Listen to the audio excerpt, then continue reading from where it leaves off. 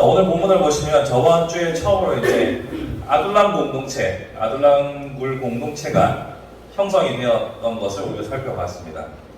그 아둘람에서 한 5km 떨어져 있는 동네 성읍이 하나 있는데 그게 바로 오늘 본문에 나타나는 그일라라는 동네입니다.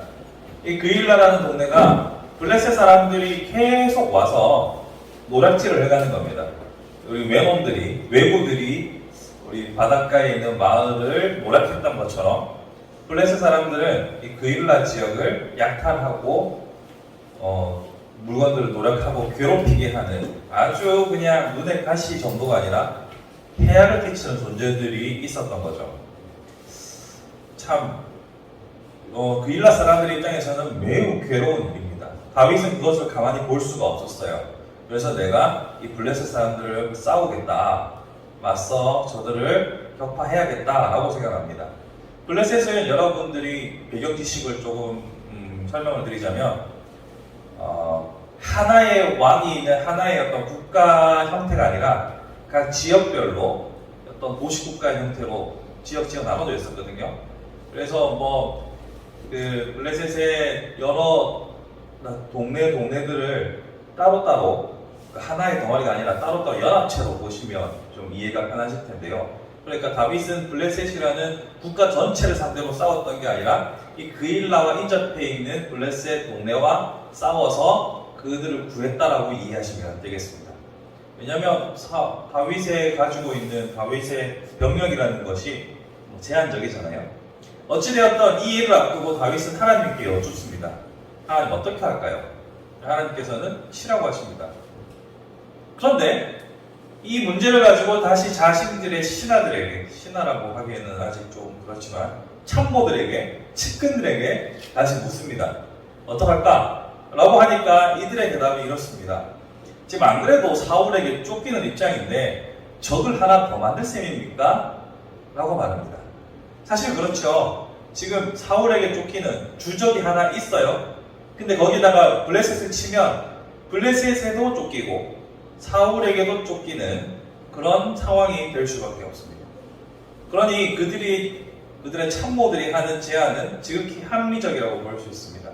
아니 지금 우리가 내 코가 석자인데 누가 누굴 돕는단 말입니까? 라고 말합니다. 그러니까 다윗은 다시 하나님께 여쭙습니다. 어쩔까? 어떻게 할까요? 하나님 가라고 하시죠. 그래서 전쟁을 일으키고 그 마을을 그일라를 구해냅니다. 근데 묻는 장면이 또 나와요.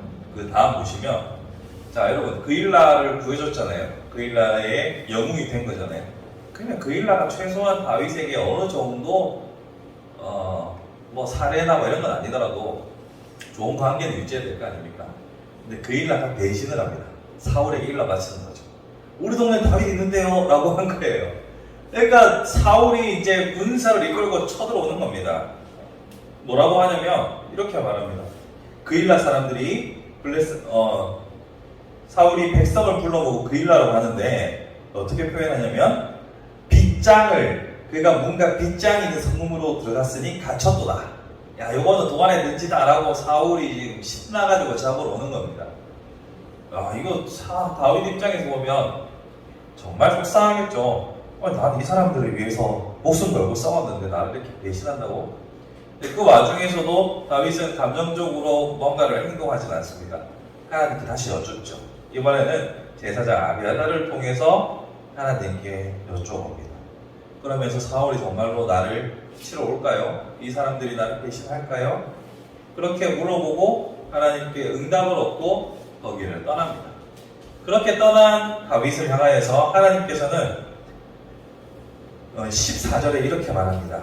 사울이 매일 찾되 하나님이 그를 그의 손에 넘기지 아니하시니라. 하나님께서 지켜주고 계심을 명백하게 보여주고 있죠. 이 일련의 과정을 보시면 우리의 인생을 같이 고민해 보게 됩니다. 우리는 하나님께 물을 때도 있고 안 물을 때도 있어요. 그죠? 여러분 늘 묻고 답을 찾으십니까? 그렇지는 않죠. 그렇지만 물어야 한다는 건 알죠? 근데 안 물을 때도 많아요. 1단계로 우리는 하나님께 묻는 사람이 되어야 합니다. 하나님이 바로 답을 주시지는 않을 때도 참 많습니다. 다윗은 또 성경부에 나오는 아브라함은 또 구약의 인물들은 즉각적으로 응답을 받는 편이죠. 그렇지만 우리는 꼭 그렇지만은 않지 않습니까? 그렇기 때문에 묻는 것 자체에 염증을 느끼실 수도 있어요. 그럼에도 불구하고 우리는 물어야 합니다. 하나님께서는 다양한 방법으로 반드시 답을 주시는 분이기 때문에 물어야 합니다. 묻는 것을 멈추지 마십시오. 묻는다는 것은 저 사람의 누군가에게 묻는다는 것은 그 사람의 의견을 관심을 가지고 귀를 기울인다는 것이지 않습니까? 제가 저희 아내한테 한 번씩 혼나는 게 제가 묻지도 않고 그냥 제가 이를 똥 해놓으면은 나한테 말도 안 하고 그러냐고 삐지죠. 묻는다는 것은 매우 중요한 일입니다. 상대방을 존중한다는 의미죠.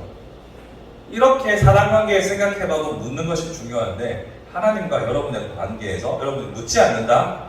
하나님 입장에서는 이거 봐라 라고 하셔도 우리가 할 말이 없는 겁니다. 그래서 묻는 것이 중요합니다. 두 번째로는요, 물어서 답을 얻었어요. 지금 다윗은 물어보고 싸워야 되는구나 하고 싸웠어요. 하나님께서 답을 주신 대로 했습니다. 근데 결과가 어떻게 됐냐면 이기긴 이겼는데 그 동네 사람들이 지금 배신을 했단 말이에요. 하나님 싸우라면서요. 우리 평소 하는 표현을 하면 싸우라며요 이렇게 되는 거잖아요. 전쟁하라면서요. 했어요. 결과도 좋았어요. 그런데 그 사람들이 배신을 하잖아요. 하나님은 어떻게 된 겁니까? 보서 이렇게 되는 거예요. 그럼에도 불구하고 다윗은 하나님께 화내거나 혹은 원망하거나 물론 다윗의 평생에 원망이 없었던 건 아닙니다. 그렇지만 감정적으로 대처하기보다는 다시 여쭙죠. 이 일은 어떻게 된 것입니까? 이것이 우리가 중요하게 생각해야 할 두 번째 지점인데요. 하나님은 인생과 다르셔서 우리가 생각하는 사고방식의 생각의 흐름대로 하나님이 꼭 일을 하시라는 법은 없습니다. 아니 왜 이렇게 안 하시는 거죠? 라고 묻지만 그건 네 생각이고 라고 하나님께서는 충분히 하실 만큼 하나님과 우리는 달라요. 저희 딸들을 저희가 설득할 때도 항상 그렇죠. 아이들은 나름의 억울함과 논리를 가지고 저한테 뭐라 합니다. 근데 우리가 봤을 때는, 부모가 봤을 때는 말도 안 되는 이야기죠.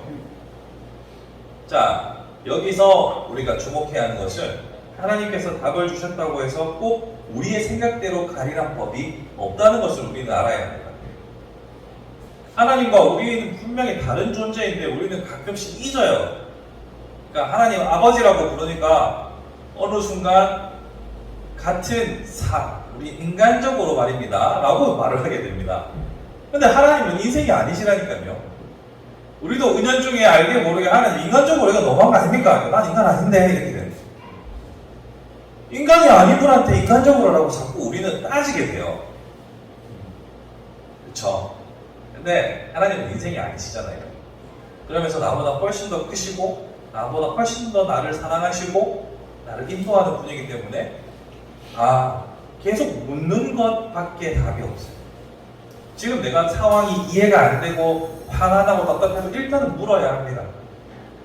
그래서 저는 곰곰이 고민하면서 여러 지금 자료들을 찾아보면서 앞에는 다윗이 혼자 묻잖아요. 하나님 앞에 싸울까요 말까요? 혼자 묻잖아요. 뒤에 가면 아비아달을 통해서 물어요. 이 아비아달은 저번에 그 아히멜렉 다윗한테 빵 주고 칼 줬다가 죽은 그 양반의 아들내미 아닙니까?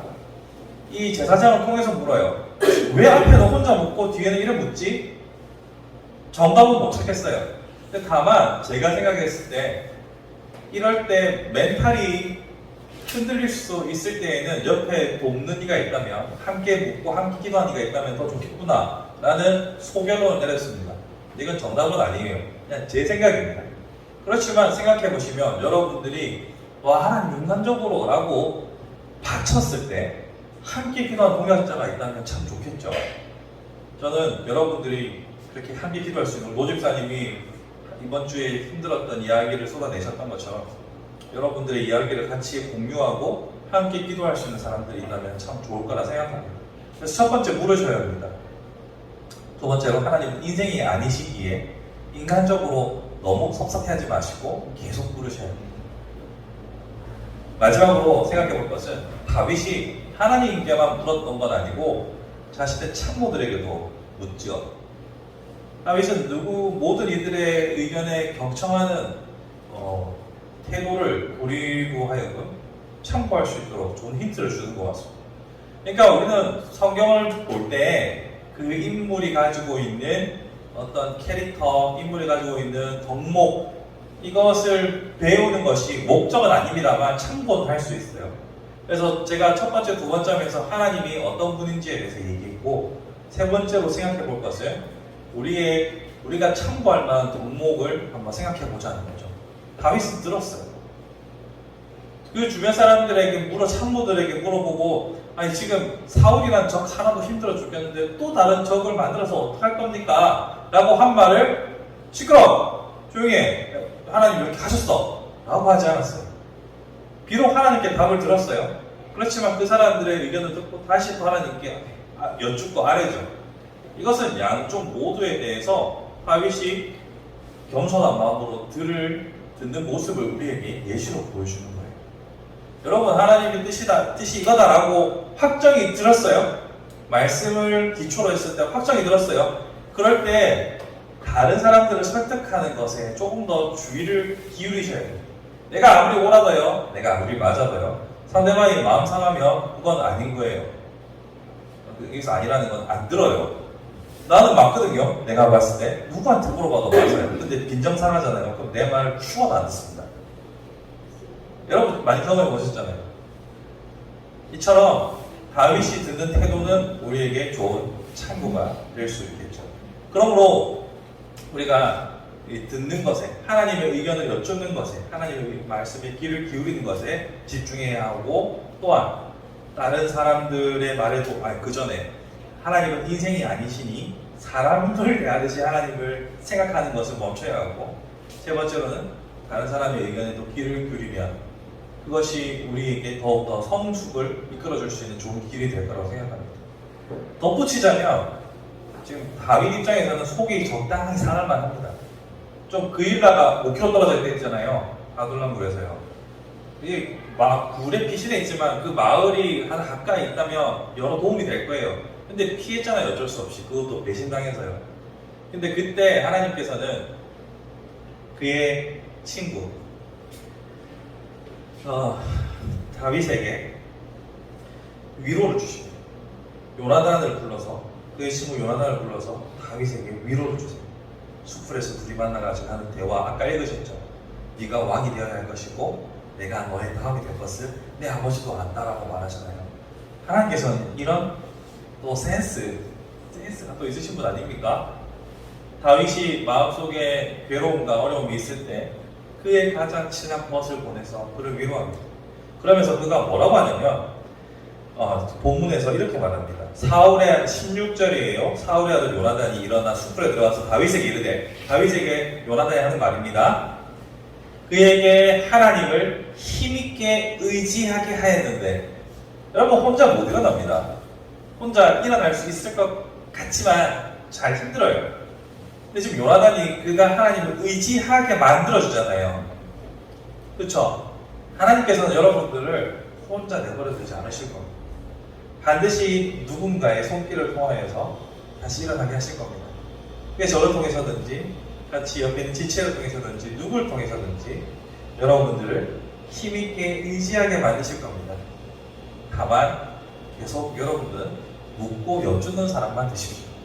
그러면 하나님이 인생이 아니시기 때문에 우리가 생각할 수 없었던 방법으로 우리를 위로하시고 세우시고 다시 힘있게 의지하게 만드실 것입니다. 말씀을 정리해볼까요? 우리는 듣는 자가 되어야 합니다. 그리고 내가 말하는 대상이 누구인지, 우리가 여쭙는 대상, 하나님이 어떤 분인지 알아야 합니다. 그리고 우리가 여쭙는 또한 다른 주변 사람들을 익히 알아야 합니다. 그 모든 과정을 통하여서 역사하시는 하나님의 음성에 귀를 기울이십시오. 또한 아울러서 우리의 생각과 사고방식과 다르게 흘러가는 모든 일 앞에서도 우리를 힘있게 의지하게 만드시는 그분의 손길을 기대합시다. 그렇게 해서 예상치 못한 은혜를 누리는 복된 우리의 삶이 될 수 있기를 주님의 이름으로 간절히 축원합니다.